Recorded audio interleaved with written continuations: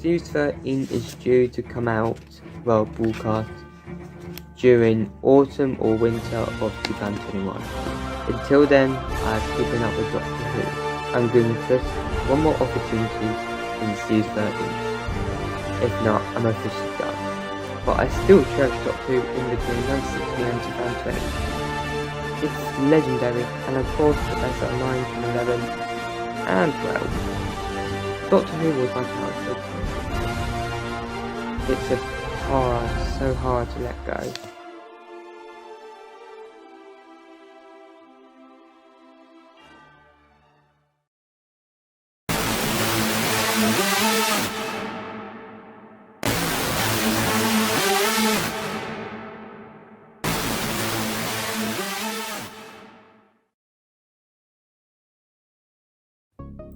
And we're recording. Heya Tech Archie Gang. Ignore my hair. I've been having technical difficulties releasing this video and filming it, so that's why it was released earlier. The same with the other videos. Also, I've been able to have access to my camera at all times, so my camera's like just on low in charge. And also, if you haven't noticed, I got a new phone. Yay! How does it work out? So yeah, this is the first time I've filmed on this phone. But let's talk about my other phone, the last phone I had, Samsung Galaxy A10. That was what was the last video I filmed. That was my thoughts on Revolution of Daleks. It drags and it does get boring, I get it, but I wanted it to be the first 1 hour video, not film. It kinda is, it's special. But looking back at like the format, like I've been pitching new ideas of how to like evolve this channel, you know, video content, the like length. The first 15 minutes should be New Year's special because it's focused on New Year. And then 15, 30, 35, 45 should be just a 3-part my thoughts on Revolution, because it's a New Year special. Then a few years later, I released that video, all those videos. So, another Doctor Who video. To non-Doctor Who fans, this video very interesting. But first off, I'm going to do a trailer breakdown of the trailer. It's not to be a long one because there is no content at all of the trailer for Series 13 released at San Diego Comic Con. Do you like this video as well? Talk about boring, like, people say Peaky Blinders, it's amazing, but it goes on and it drags and it gets boring because it's like nearly an hour long. Not exactly, because the other, like Doctor Who, is like quick, because it's 45. The thick of it is 30 minutes. Fun like dinner, the in between it is 25 minutes. Yeah, so basically, Tolly's Farm Chateau Festival 19. It's the longest video ever made at this point of time, 90 to 100 minutes. But I want to ask you guys, do you think it gets boring and drags and it goes on forever? Like Sherlock. I was just like, at times, like nearly like the climax, and like, when is this gonna finish? It goes on and on and on. That's what I like about Series 4. It improves on that. It doesn't like it feels like it's going on forever. Like the pacing is good. But it didn't need to be that dark like those episodes. And especially the Toby Jones episode. That's the thing that's annoying me. I was gonna say something else. Yeah, that's another thing I admire about Toddy's. It's not washed. It's not my Toddy's video, if you're asking. It's not washed or too slow, because I wanted it to be like that. I wanted to be the longest. I like to like focus so much on it and explain it in so much detail. There's so much going on, and a lot of what I wanted to plan for that video didn't actually happen because we ran out of time. But one day, the things that didn't make sense in that film, my Toddy's film, will be reviewed. So anyway, let's go on to this trailer breakdown.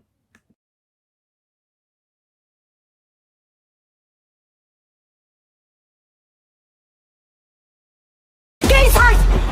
Whoa.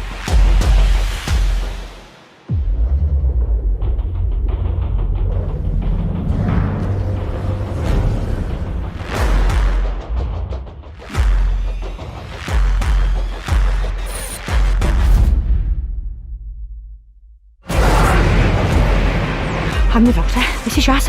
This is Dan. No way. Hiya. You're hiding something. Get inside! Whoa.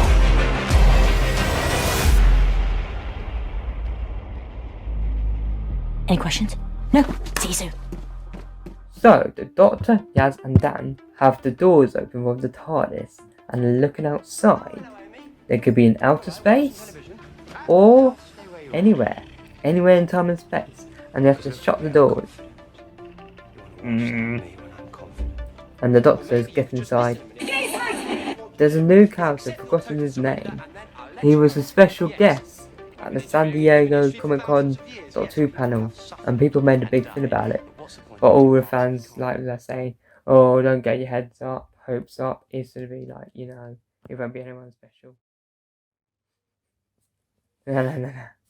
This is what is on my thing. Can you see it?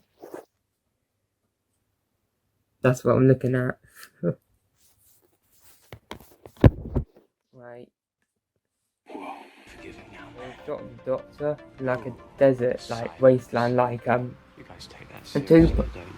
how the episode The Rich Millennium starts in a wasteland. I can't remember if that was Scout or not. I haven't seen those. Well, that episode in particular I haven't seen since at the time. I saw no, it's called The Magician's Apprentice, I think. The Richest Millennium. I think that's the episode afterwards. Let me just search it up. But it could be in Scour, you never know. Oh yeah, I did get it right. Right, the thing about Peter Capaldi's era, like people saying, because Chris Chibnall works or Bullchurch, they'll be all dark and miserable. Like, Peter Capaldi's era was dark, especially compared to Matt Smith.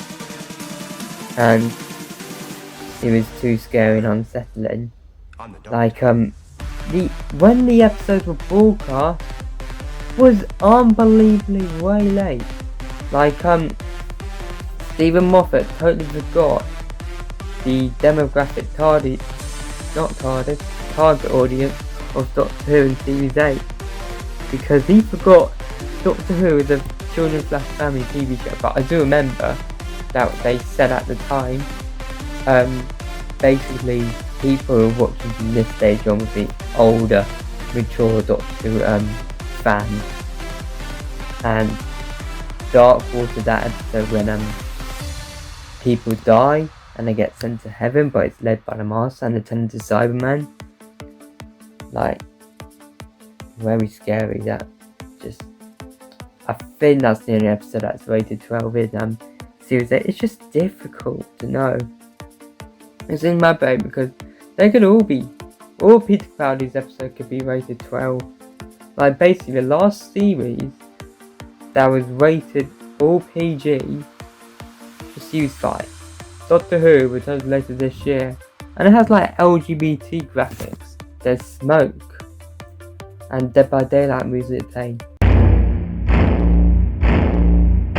I wish. It's like a close-up. No. It becomes an extreme close-up of Jodie's eyes. What's in her eyes? People saying there's something in her eyes. Like, literally, they're not giving much away, which is good, but people are annoyed. The Doctor returns with these graphics. What's the matter with these graphics? The Doctor turns around, and there's ash around her. Oh, my voice is going. The Doctor's like in a, like, tullies, whatever it's called. I love it, you know. The Doctor's in, like, her hair's a bit, like, strange, and, like, it looks like she's scared and being, like, her soul's being, like, energy being taken out of her. and she's like in a deserted wood, like horror maze kind of thing. There's like a desert. What was that? What was that? Daleks? I don't know. It was like the Cybermen thing, like the Cyberhead. And Dan and Yaz they're in the TARDIS and the disturbance and like they're falling.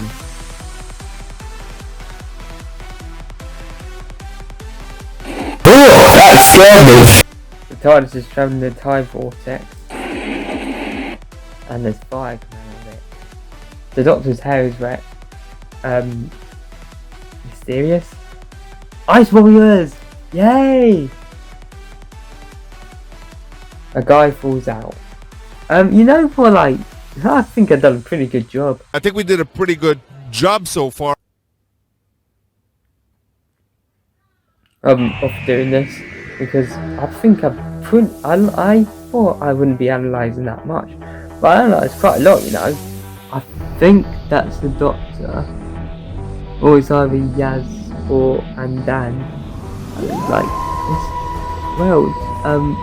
It's good to know that we know it's going to be set only in like Cardiff and England, but it's good to know it's like a race. It's more space locations. This is like a wasteland. Like series 11 final kind of did that. Oh, the timeless child. They better sum that out. Oh, it's like Into the Dalek, in which Star does something but Dan's falling. The Doctor loses a crossbow. No, who was that? Oh, Stranger Things. Get the box! Get the box! Get the box! Get in the box! Give me one! Come on! Go, go, come on! Get it! Hobbit.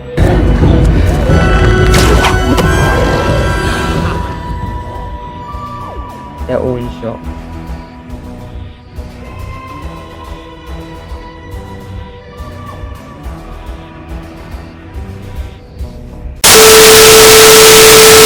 In the 12th Doctor's era, viewing figures went down massively, and Chris Chibnall had to reclaim those viewers. But when the 13th Doctor was announced to be female and to be portrayed by Jodie Whittaker, there were mixed opinions about this with fans on how to get the show back into the public interest. But with the dreadful writing, the decisions made by the Doctor, too many companions, and mostly the timeless child art, viewing figures have gone down even worse. Some of the worst in the whole with the show's history. Opinions about the Chris Chibnall era are mixed, and the viewing figures continue to drop. And most people are now giving up on Doctor Who. Even me! And I have always loved Doctor Who. Due to this and the pandemic, fans predict that there'll be another hiatus and the show will return to Fan 23 with a brand new Doctor, just in time for the 60th anniversary celebrations. During lockdown, there were conspiracies that the BBC were forcing Jodie to leave due to the decrease in viewing figures. Also in Fan 20, the show nearly got cancelled. I mean, it'd be a strange way to end the show with just the Doctor trapped and it just ends. Well, there'll be fiction and like written down books, fan fiction, but yeah. But until this, the BBC acted oblivious of how much the quality of the show and viewer figures have gone down. In the summer, it was announced both Jodie Whittaker and Chris Chibnall will be leaving the show after series 13 and 3 specials in 2022. So the rumours began, and before this, of who could be their replacements, as it was linked earlier in the year that Jodie Whittaker will be leaving like January, and also Chris Chibnall. Like, we weren't sure if he was staying or not, but thank God he's leaving. There's stuff he's done to the show. It's garbage. I know the show was dropping in quality like during the 12th Doctor's era, like it was pretty obvious, like after series 8, but he was supposed to fix it and he made it even worse. Actually, he gave me hope actually, and me and my sister were so happy when it was announced Stephen Moffat was leaving, but my mum said he wrote bullshit, so it's never to be that. He's not to be very good. Always listen to you, mum, eh?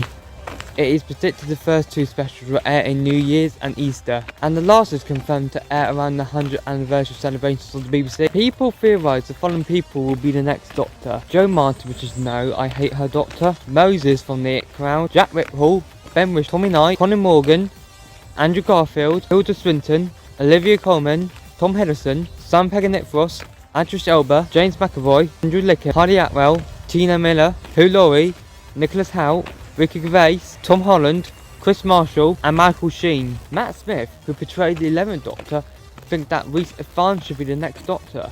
I mean, he'd be so good, he'd be a very good Doctor. People have also said Tom Hardy, but as much as I love Tom Hardy, that's never gonna happen. Lydia West is also a name which has been shouted out, but I think they need to take a break from a female Doctor to do it just to get the fans back. As it's too soon. They need to do it, like, give it a couple of years, because people think that a female Doctor is a bad idea now. Like, just give it a few years, like 5 or 8, and do it again. It could actually work. I mean, people don't think it's worked because of how Ghostbusters went, which I'm not going to talk about that. People still do go mad whenever the next female Doctor is announced and say how much this era took part of this era, and like say it's not like people gonna be like, never do a female Doctor again. And like, if you look back, it's like been mentioned many times before, and it was even in a Red Nose Day special. My choice of ranking bottom on top for the next Doctor, in my opinion, are Jo Martin, as I do not like her Doctor. The Doctor doesn't lose guns and wrestle Jejune to the ground. Even if they removed that, she wouldn't be a good Doctor under any writer's realm. And the timeless child will have to be explained. Her Doctor has a really bad attitude. She doesn't fit in with the rest of the Doctors. Like, it just ruins the whole history of the Doctor. Like, full stop. William Hartnell is the first Doctor. That's why he's old man. It works. Next up is Ricky Gervais. He's silly, funny, and from Afterlife, we know he can give a depressing performance, so he can show he's grieving. But I don't think he can do completely dark moments. And he definitely can't run. He's older though, and his humour has to be kept light, obviously. Next is Michael Sheen. He was the voice of the house in the series 6 episode The Doctor's Wife. He has the characteristics, enthusiasm and energy. Now, I'm going to address this as a lot of people on this list are older actors and actresses. A very good and creative writer is needed for an older Doctor to work in present day. The reason William Hartnell worked as the first Doctor, full stop, and the show succeeded was because a grumpy old man worked with his character, and it was a totally different audience. Stereotypical 60s entertainment. I know Stephen Moffat wanted the 12th Doctor era after the Days of the Doctor to be like 62, but like what Billy Piper said when the show was brought back in 2005, times moved on, people have moved on and changed. A totally different generation are watching Doctor Who in a totally different time, like I stated before. Peter had the enthusiasm and energy, but was too old to play the Doctor, so he got a lot of hate from fans. His speeches were really well written and were very powerful, but some of the 12th Doctor's character traits were questionable. Along with this, Peter's Doctor suffered from bad writing. The Doctor inspires whole generations of all kinds of different backgrounds, and he or she dominates the situation. A massive figure to look up to. It's a very challenging role. The Doctor is powerful, smart and energetic. But most of all, Peter and old Doctors in general can't do action scenes, like do epic run scenes running away from the Daleks, or fire with epic music. Murray Goldmoose was still fired to the very end. Peter, like I stated earlier, well, kind of. I said his era, but I didn't say him in, like, specifically it was his fault. Was one of the reasons the viewing figures decreased at first. So if an older actor is cast as a Doctor, they got to be able to run well, or in this day and age, lose stunts and CGI. Next is another older person, Tilda Swinton. She is a great actress and choice. My next choice is Andrew Lincoln. Now from The Walking Dead, we know he can play a dominant role. He'd be pretty sick at action scenes, I say. Next up is Hugh Laurie, who's another older person and popular choice. He would be a charming Doctor. My next choice is Chris Marshall. I think he'd be great, able to mix humour and dark moments from like trauma from the Time War. I reckon he'd be great at running sequences. My next choice is Tina Miller, who has played loads of various roles, able to do funny and dark. She'd be a great role model. Next up is Blake Harrison, fantastic at being both funny and dark, very enthusiastic and energetic, great sense of humour. Next up is Olivia Colman. Not only is she a great actress, but she can balance dark and comedic moments. People have said her to be the next Doctor for a while now, and she's no stranger to the show as she appeared in the Series 5 opener, 11th Hour. It's very unlikely, but maybe Tom Holland in a few years with a full-on beard, and more mature and serious Doctor suffering from the consequences of his actions. My next choice is Jack Whitehall. He'd be like Matt Smith, hilarious and energetic. The show would be upbeat with a Doctor with a sense of humour. Only problem is I don't think he can do dark moments. There's no evidence at least. He probably did dark acting in training. Next is Simon Pegg and Nick Frost.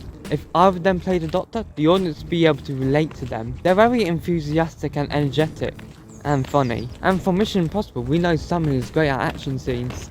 Next up is Colin Morgan. Colin featured in the Series 4 episode Midnight as Jeffro. He's most known for being in Merlin, playing the title character.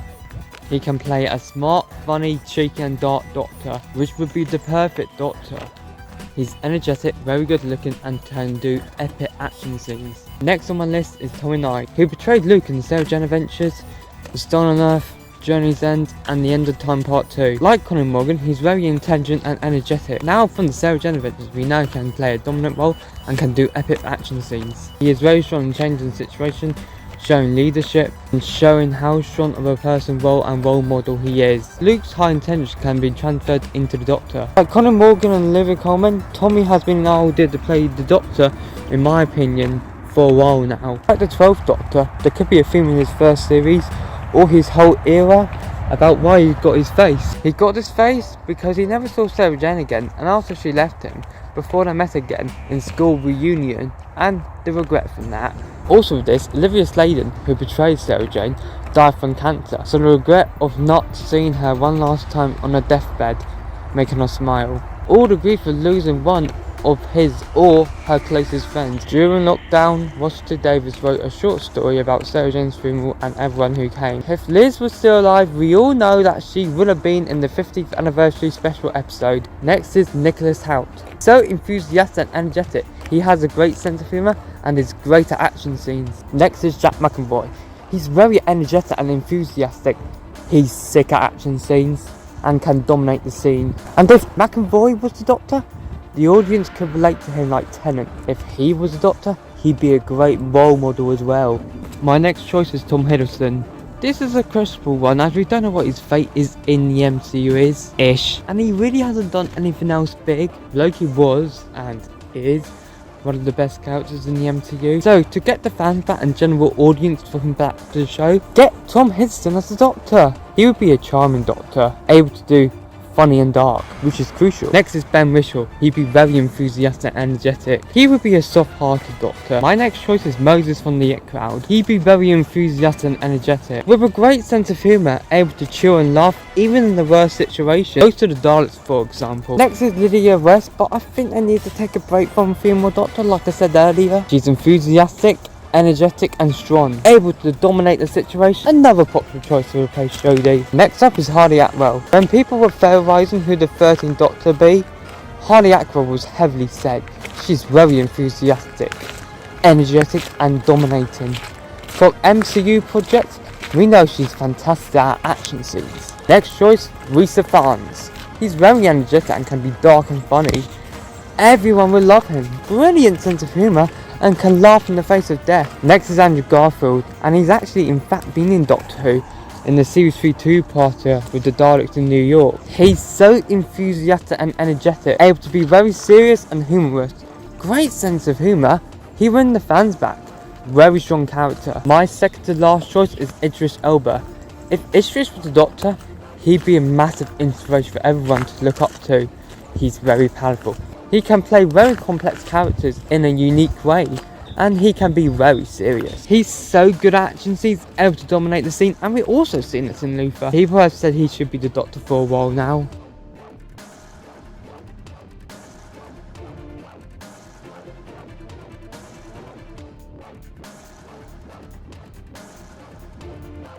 Tom Hardy, we know he's too big of a star and the availability be a problem. Along with the BBC unable to pay him enough, he's an extremely great actor. Some people just watch him for that. But he finds heroes boring, he's strong and edgy. He knows how to play a dominant role. He's very enthusiastic and energetic. Very calm. He has played very dark and disturbing people in history, and he makes them funny. And he's amazing at action scenes. He just humiliates people with death threats. He has a great sense of humour and great taste in music. Names for the next show in which has been set up: Pete Batty, Heya Patel, Neil Gaiman, Mark Gatiss, Toby Whithouse, Peter Hartness, Charlie Brooker, creator of Black Mirror, Sally Wainwright, Sarah Dillard, Mike Belite, James Thorne, and J. Michael Statwitz-Gill, whatever that is. Jodie Whittaker and Chris Dipper have left, but the endless nightmare of wrecking the show hasn't ended. The next showrunner and main cast could wreck the show even more, fans are saying. Well, that's what the general public think, but it's to be the showrunner, isn't it? So with the new Doctor and showrunner starting Fan 23, Doctor Who's 60th anniversary birthday year, does that mean the series introducing the new Doctor and era will air in advance of those 60th anniversary specials in November, like in April, and build up to that, especially in the series final? So the new Doctor is fleshed out. Will there be singular stories with old Doctors and writers building up to the 60th anniversary? This is what the fans are saying. From the showrunners listed below, here's my personal ranking from bottom to top. Vinay Patel, he wrote Demons of Punga and co-wrote Future with June. Demons is an average story, but think of potential if Patel can do stories on the same scale or more of Fugitive. Pete Batty, he wrote the series 11 episode, Kabam, and co-wrote Open 55, which we don't speak of. Sally Wainwright created the likes of Happy Valley, Gentleman Jack, and Last Tango in Halifax. Very unique shows, but a bit dark in comparison to Doctor Who, and none of her works on sci-fi based. Next is Sarah Dillard, who wrote Face the Raven and Thin Ice. Yes, Face the Raven is a tearjerker with Clara's death, but I don't think she's experienced enough to be the head of the whole of Doctor Who. Mike Bartlett works are very good, but they're dark. I'm unsure if you can transfer those qualities to Doctor Who and sci-fi works. J. Michael Statwitz has real potential to work he has done, but I'm worried because I think it is going to be very hard for him if he is showrunner because of the current status of the show. Now, Jack Thorne, like Barnett, has dark works, and I'm unsure he finds success on leading a big show like Doctor Who. Next up is Toby Whithouse. He wrote School Reunion, The Vampires of Venice, The God Complex, A Town Called Mercy, Under the Lake and Before the Flood, and The Lie of the Land. He also wrote the Tortured episode, Greeks Bearing Gifts, and acted in the 2017 Christmas special, which is the last one they ever did. Twice Upon a Time, like Mark Gatiss, who's late on the list. His stories are diverse, so he's not a good choice for showrunner. Next up is Peter Hartness. He wrote Kill in the Moon and the Series 9 Zygon 2-parter, The Zombie Invasion and Inversion. He also co-wrote the Series 10 episode, The Pyramid at the End of the Road. It's a pretty good choice, but not my top favourite. Next up is Mark Gatiss. He wrote Young Quiet Dead, The Idiot's Lantern. He performed as the villain in the Lazarus Experiment, Gantok or whatever in the Reginald River song, and the captain in Twice Upon a Time, and proposed an unproduced story for Series 4 involving Nazis and the British Museum. Next story he wrote was Victory of the Daleks, which is diverse, followed by Night Terrors, Cold War, The Crimson Horror, Robots of Sherwood, Sleep No More, and lastly Empress Mars. He also wrote An Adventure in Space and Time, a documentary about the early years of the show, a part of the show's 50th anniversary celebrations. His work is diverse among Doctor Who fans, and I don't think it's a good idea in the show's current state for him to be head writer. Fans be furious. Neil Gaiman. He wrote very abnormal stories, which Doctor Who needs right now, especially scary stuff. He wrote The Doctor's Wife and Nightmare in Silver. Charlie Brooker is my favourite. He created Black Mirror. Black Mirror is so unique and creepy, and the aspects of Black Mirror need to be brought into Doctor Who. Also, Jodie Whittaker was in it, and lots of famous actors, especially British actors. And here's the big news, the legend is back. Russell T Davies! Yes! Hell yeah! Hey, come on, baby! Come on! Yes! Come on! Ah! Yes! Yes! Literally, when I heard the news, I was like, oh my god, oh my god. Now, people have said mixed things about this. People think it's a lazy and uncreative move from the BBC not moving on, and they're desperate. Just want to be nostalgia and not change for the fans. People are worried that the show is moving backwards, not forwards, and that he won't be able to throw the same punch. But Russell knows if he does that in the golden age of social media and the internet, this upcoming era won't age well and he'll be torn to pieces. His reputation will be ruined. The episodes be bland. We want new content, not replicas. He knows that Chibnall has turned the show into a vomit and needs to get the show back and win back the fans.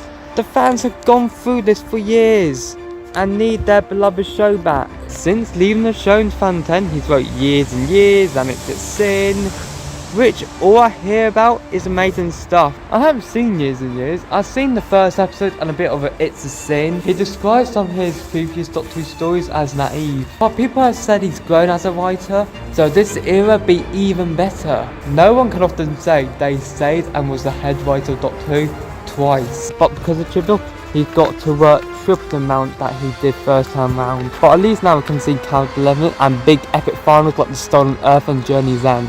As long as the BBC give Russell creative control, we're good. Not like Warner Bros. And Batman in the 90s.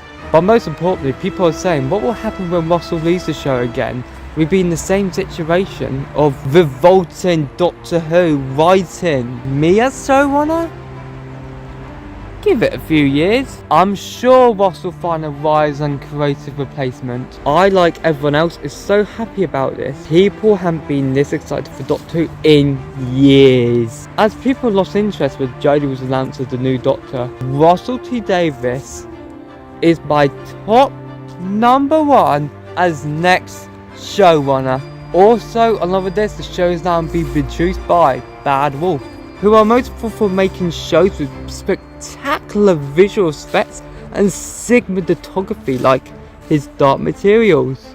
The show is led by Julie Gardner, who was the actor-cut producer of Russell T Davies' first Doctor Who era. Also, Murray Gold is rumored to return, which, thank God, I'm so excited because this current composer's music is basically garbage except the main theme and like 13, that's about all. Like some tracks from series 12 are good, but not really anything else. Like, it just sounds like student work really, if you're honest with me.